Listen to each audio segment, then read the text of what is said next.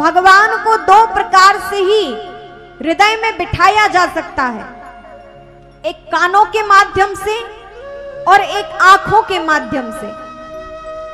जब हम भगवान की कथा सुनते हैं तो कथा सुनकर भगवान का प्रेम हमारे हृदय तक विराजमान होता है। कानों से हम क्या कर रहे हैं, अभी भगवान की कथा तो सुन रहे हैं, और उनको सुनकर जब हमारा मन में चिंतन चलता है तो प्रभु का प्रेम हमारे हृदय में उमड़ता है। तो कानों के माध्यम से हम भगवान को हृदय में विराजमान करते हैं, और दूसरा आंखों के माध्यम से जब हम भगवान को देखते हैं तो प्रभु की छवि अपने हृदय में विराजमान करते हैं। लेकिन जिन कानों से, जिन आंखों से हमें भगवान को हृदय में ले जाना चाहिए, उन कान और आंख का सदुपयोग हम नहीं करते हैं।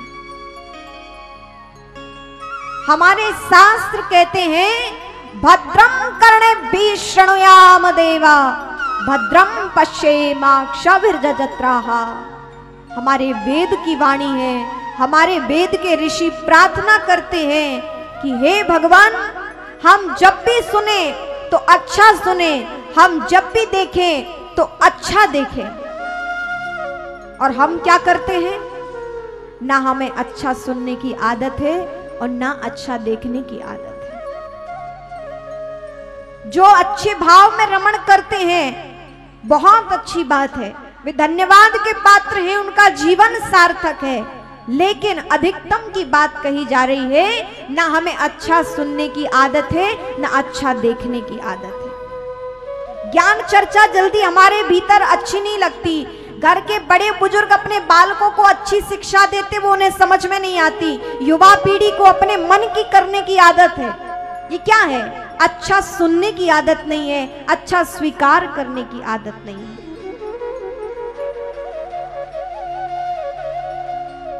अच्छा सुनने से क्या होगा?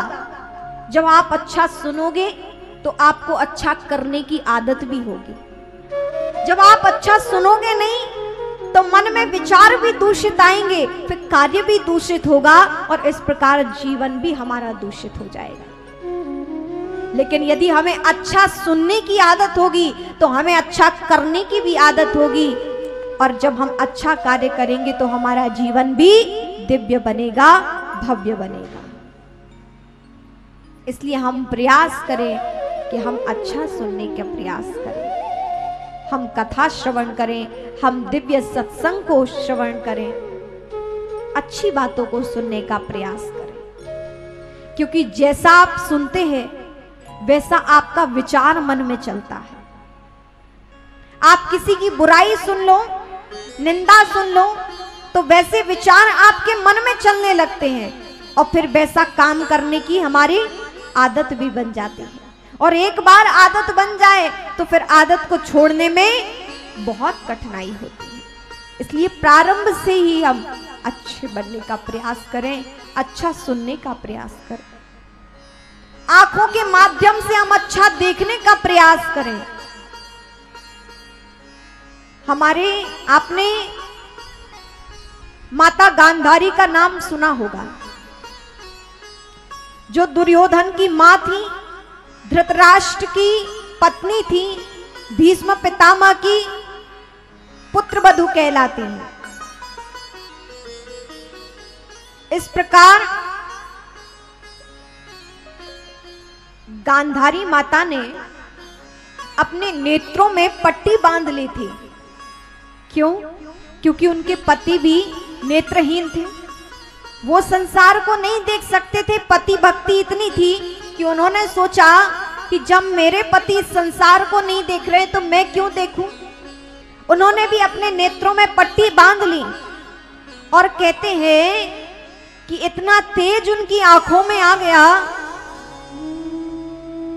परम सतित्व उनके जीवन में, नेत्रों में वो पट्टी बांधी और जीवन पूरा भक्तिमय बिताया। और कहते हैं जब दुर्योधन अंतिम युद्ध के लिए कुरुक्षेत्र में जाने लगा तो माता गांधारी ने कहा कि हे पुत्र, प्रातः काल तुम हमारे समक्ष आ जाना और निर्वस्त्र होकर आना। अब मां के लिए पुत्र तो पुत्र ही है, लेकिन माता ने कहा, हे पुत्र, तुम बिना वस्त्र के मेरे समक्ष आ जाना, तुम्हें संसार में कोई भी नहीं हरा पाएगा। और कहते हैं मां के कहने पर दुर्योधन प्रातः काल वहां पहुंचे। रास्ते में उन्हें भगवान श्री कृष्ण मिल गए। उन्होंने कहा, अरे दुर्योधन, तुम इतने बड़े हो, मां के समान निर्वस्त्र जा रहे हो। कहा, मां का ऐसा ही आदेश है। और कहते हैं भगवान श्री कृष्ण ने कहा, अरे दुर्योधन, कम से कम कुछ पत्ते तो लपेट लो, कमर के नीचे कुछ अपने पत्ते लपेट लो। भगवान के कहने से वो पत्ते लपेट कर आ गए, मां के समक्ष खड़े हुए। और मां ने कहा, हे पुत्र, तुम बिना वस्त्रों के समक्ष खड़े हो जाओ, मैं आग की पट्टी खोलूंगी और तुम्हें देखूंगी तो तुम पूरे वज्र के बन जाओगे। मेरा सतीत्व, मेरा बल, मैंने नेत्रों से संसार को नहीं देखा, अपनी पति भक्ति की और भगवान की भक्ति की है। इन नेत्रों में इतना तेज आ गया है कि जिसको भी देखेंगे वो वज्र का बन जाएगा। और हे पुत्र, तुम कल के युद्ध में जाओगे तो कोई भी तुम्हें हरा ना सकेगा, क्योंकि तुम्हारा पूरा शरीर वज्र का बन जाएगा। कोई भी प्रहार तुम्हारे शरीर पर प्रभावित नहीं होगा।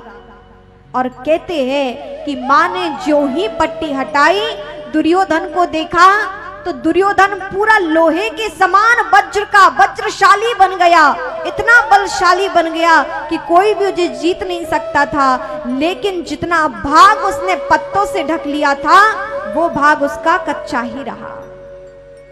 और कहते हैं उसी प्रकार भगवान के कहने से फिर भीम ने जंघा में गदा मारी और दुर्योधन का फिर प्राणांत हुआ। यदि मां की पूरी बात मान लेता तो वह पूरा लोहे वज्र के समान बन जाता, कोई उसे ना जीत सकता था। कहने का तात्पर्य ये था कि मां ने भक्ति के प्रताप से, अपने सतीत्व के प्रताप से नेत्र पर पट्टी बांध ली, आंखों में ज्योति बनी रही, क्योंकि उन्होंने कभी कुछ ऐसा नहीं देखा जो अयोग्य हो, जो देखने ना योग्य हो।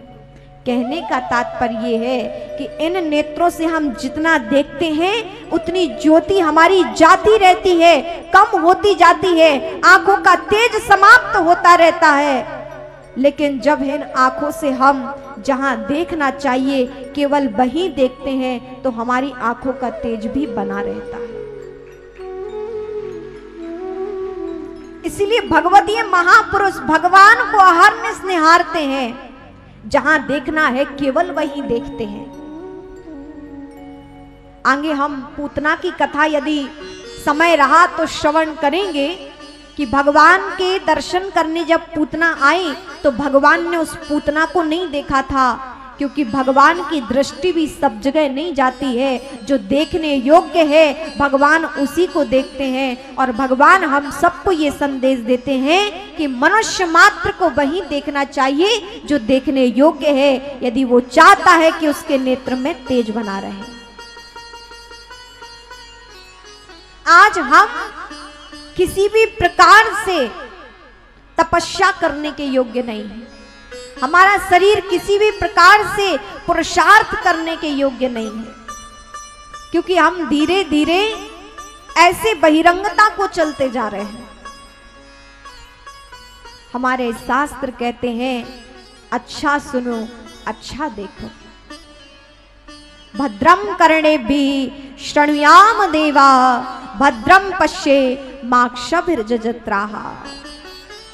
इन कानों से हम अच्छा सुनने का प्रयास करें, नेत्रों से हम अच्छा देखने का प्रयास करें।